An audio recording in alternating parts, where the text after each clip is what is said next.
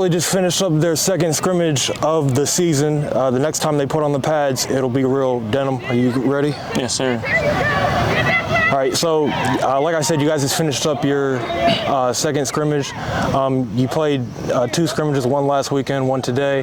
Was there a difference in the level of intensity between the first one and the second one? Yes, sir. I feel like the first one we came out with a lot of energy and everyone was hyped, and I feel like the second scrimmage we came out with even more energy. Everyone was excited. We even got the JV guys pumped up. As varsity, we got set leadership for them, and that was good too. All right, so you didn't play much, only a few snaps. Like you said, JV took over most of this game, especially in the second half. What are you guys able to get as the veteran players out of these scrimmages? I mean, this isn't the same as a road game, but where does the value come in getting in a few snaps, getting in some real live action with pads? For me, just getting those reps as tight end, because they switched my position this year to play tight end, and just getting those reps for me is helping a lot during the scrimmages. So when the game time comes, I'm game ready. And just leadership-wise, we get to coach the JV players up and like tell them things that they need to fix on and things like that. So first game is coming next Friday.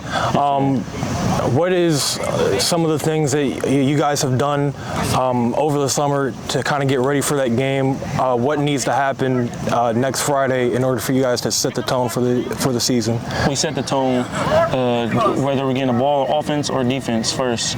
We set the tone on defense by stopping them the first possessions, first drive. We stopped them first drive, we're winning the game. Simple as that. And offense, we punch them in the mouth right now. It's starting the trenches. So I'm going to tell you right now, it's going to start with our linemen working hard, pushing the line, pushing the piles. It's going to start that way. And if they're not doing their job, then the outcome's going to be very bad. But I believe in my brothers, and we're going to take this dub next Friday. I look at the Catholic League, obviously a small league, just 4 schools. Very competitive league. Bishop Watterson won it last year, went on a deep run. You guys, along with them and then DeSales, are going to be very good teams this year. St. Charles will probably be in the mix as well. Yes, sir. What do you see from your Catholic League opponents this year? What needs to happen for you guys to win the league this year? For us to win the league this year, we have to step up, not just the veteran players, but the sophomores that's playing at varsity too. And I got to step up as well. Last year, I came off an injury playing in the DeSales game, and we lost that game. I'm not going to say it's my injury that held me back, but this year we're going to come back ready, prepared. Mindset is different. The coach is back. I'm telling you right now. You just alluded to the culture. Bishop Hartley has a pretty rich history. You won a state title in the 2010s. A couple of down years compared to some of those recent successful years. What are you guys doing to make sure that you get back to that point? It's just not what are we doing. It's just a more team bonding. I feel like the last 2 years our culture fell off because we weren't as close as we are now. Now we're locked in. We're like brothers. I feel like we were just teammates at the time. We're just playing with each other, playing with strangers. And I feel like our bond got closer through the years. Even the rookies, not saying the rookies, like the freshmen are starting to trust the sophomores starting to trust the seniors, and seniors starting to trust everyone else. I feel like it just starts with trust and brotherhood. And Coach Westerville is really bringing that back, and he's really strong about that. We saw you guys last weekend as well as today really emphasizing the running game. You guys showed to be a pretty run-heavy team in a couple of scrimmages you played. Talk about your importance in establishing the run and what that does for you guys. Yes, of course. It's Bishop Hartley. Bishop Hartley is known as a running team. We run wing T. So we're just gonna pound down your throat, and that's all we're gonna do. Just pound it, pound it, pound it. So you've blown up, you're getting ready for your junior season, and you've blown up in your first couple years, ranked pretty heavily on different recruiting sites, recruited heavily. I believe you have a few Power 5 offers that came in over the summer. Talk about what that experience has been like so far, and kind of what you expect going forward. I feel like the experience is cool, just like getting out to different states and seeing what other places are like and places outside of home is, and like visiting other campuses and seeing what they can offer me, not just as an athlete, but like as a student as well. Like, yeah, just like not an athlete, like a student, just seeing like what they can offer me and provide for me, and like where the living is, and looking at different cities and meeting new people. Has there been anything that has stuck out to you during the process so far, or is there something maybe on the horizon this season or later next off season that you're looking forward to? Yes, sir. I'm looking forward to this fall visit at Georgia. It's a game day down there, just me and the linebacker coach and the head coaches down there, and making a relationship and getting to know them better. What does Hartley need to do, as simple as possible as you can put it, in order to win the Catholic League and then go on a deep postseason run this year? We just need to be stronger mentally and physically, and just help each other out and be there for each other, because together we can win it. We can't win just with one player. We need a whole team to win. Nasir Phillips, running back of Westerville South, with me now. Nas, next Friday you'll officially be starting your season. You just wrapped up 2 scrimmages. How excited are you to finally start playing for real? I'm very excited. I'm anxious. I know all the players is anxious. Our first scrimmage, it was a good scrimmage, but I feel like we had better comp this scrimmage, and we really proved ourselves. And we have little things that we need to fix, but it'll definitely be there next week. You didn't get a lot of playing time during the 2 scrimmages. You played really just a couple of drives last weekend. You were out here a little bit, just for a little bit today. What does, even though playing time is limited, what is the value in getting out here and getting the pads on? It always feels good. When I put the pads on, for me, it just feels like everything just goes away. I have a clear head. Plus, I might not be getting a lot of playing time, but I still got to encourage my teammates, make sure they stay on the right path. We just had a freshman running back who played in the 2 scrimmages who balled out, and that's most likely going to be one of my prodigies, who I definitely have to coach up and make sure he does what he's supposed to do. So I might not be playing a lot, but I'm still a leader and a captain on this team, so I know I got to motivate and make sure they stay going. How does that role kind of translate during the season? You just talked about, being a leader and coaching guys up, and that's obviously easy to do in a situation like today where guys are playing. How are you able to do that, kind of throughout the season when you're the guy on the field? Is it things that you do vocally? Is it, lead by example? Is it a little bit of both? Me, and it's really been all my life, and my parents have really been saying it too. I'm more of a lead by example type of guy, because I'm not really one to raise a voice or get in your face.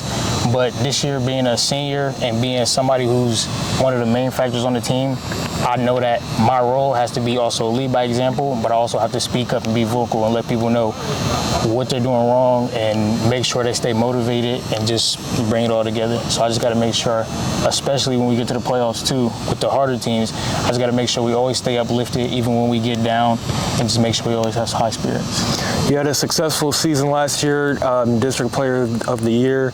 What was it that brought the success to you personally and as a team? I definitely think it was the chip on our shoulder. I feel like last year we were very overlooked because we had a lot of players that left, or we had a lot of players that transferred, but us as a team, we knew that we had to come out and prove us every single game. We just had to prove ourselves every single game, and that's definitely what we did. And we also built a very, very good team chemistry, I'll say this year and last year. And it's just the work we put in when nobody's watching, it definitely shows on the field. So you described kind of the atmosphere coming into last season, but it sounds almost exactly the same to this year. Maybe a little bit underlooked. Yep. Guys transferred out, chip on your shoulder. What do you feel kind of like that gives you an advantage to, come into the season where, now everybody might not necessarily be looking at you guys, Division II school. Do you feel like that's something that you guys kind of thrive off of? Oh yeah, I feel like me and Jordan Wheeler, we say about, I'll say every practice, it's just we love having that chip on our shoulder, because when we come out that Friday night and it's fourth quarter 0-0 and we look and we won that game, we're just like, nobody expected us to win that game. Like when we play Jerome, I feel like I know we're going to come out with a W, and nobody expects us to come out with a W. And I just love playing with that chip on our shoulder because you just get that inside success feeling of, yeah, I did that, and nobody really thought I was going to do that. So you set some heavy expectations for yourself personally as a team. Tell everyone what those expectations were and what it'll take for you to reach them this year. So for rushing, I said I wanted 2,500 yards rushing, or I'm going to get 2,500 yards rushing. I'm going to get at least 25 touchdowns, and then I'm going to have 3,000 all-purpose yards.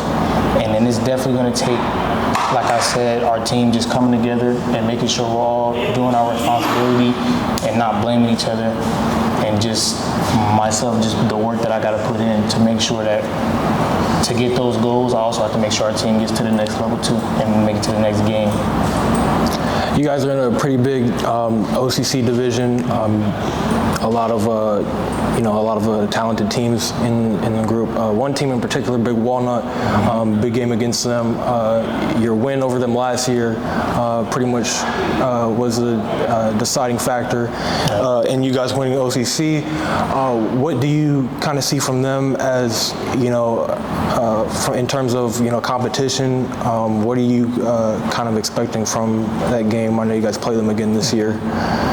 For me, I'm always expecting a big game with Big Walnut. Ever since I came here sophomore year, they've always been a team that we struggle with to beat. So I'm not gonna just because we beat them last year, I'm not gonna come in this game thinking, oh, we got them last year because that's how you get beat. And I know that Nick Severs is coming because we beat him last year. Their quarterback is coming because we beat him last year. So we can't take nothing lightly. So we gotta also play this game with a chip on our shoulder because we know they're coming for us. You guys are one of 3 schools in Westerville. There's a lot of pride in three-way rivalry between the schools. It's a rivalry that you guys have dominated pretty handily over the years. Talk about kind of what your program does, to get ready for those games, and kind of what it means to, be the king of Westerville in football. Oh, it means everything. When we end up beating Central, when we end up beating North, and just coming back and just getting that feeling of ruling the Ville, it's just amazing. And the preparation, we put in more preparation because it's a rival game, and we all just have that feeling because we know like this is going to be a big game because it's a rival, because we know we have to rule the Ville, and that's something that we want to do as a team. So you guys went on a pretty deep playoff run last year. A lot of those guys are coming back, including you, obviously. Talk about kind of how that playoff experience can carry over into this year, and kind of like what lessons you were able to take from that can help you go even further this year. I'll definitely say that keeping your composure when you're down, or keeping your composure when something doesn't go right, is definitely a big factor, and I definitely learned that in my playoff games last year. It's when something bad goes wrong, you can't just panic and just get mad at yada yada yada. You got to keep your composure and make sure you stay ready. In the playoff games we had last year, especially the last one, I feel like we would have had that if it wasn't such bad weather, but you can't put it on weather because you got to know yourself, you got to know what type of player you are. And for me, I didn't really have the best of the game, and that's why I know that this year I got to come back and make sure we make it farther than we did last year.